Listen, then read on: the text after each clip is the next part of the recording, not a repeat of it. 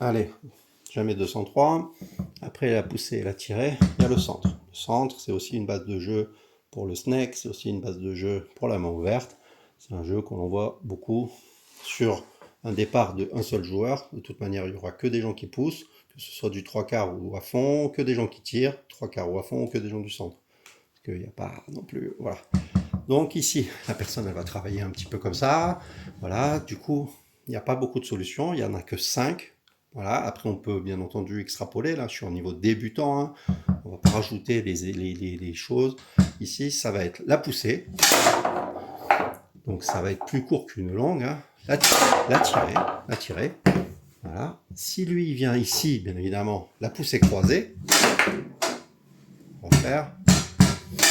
Voilà. Si lui il vient ici, on va faire la tirée croisée. Voilà, ça c'est la base. Donc je répète, il y a une tirée, une poussée, une tirée croisée, une poussée croisée. Si jamais il dort sur les deux côtés, vous avez ça. En snake, vous le voyez souvent, il y aura la surplace. Voilà, la surplace au milieu. Et ça, c'est on est en niveau débutant. Il n'y a pas beaucoup de travail, parce qu'après, sinon, bien entendu, on peut partir d'un côté, revenir de l'autre, faire des décroisés, etc., etc. Là, on est sur la base, on peut venir bloquer, fixer, faire d'autres choses. Là, on va rester sur du simple. On est au centre.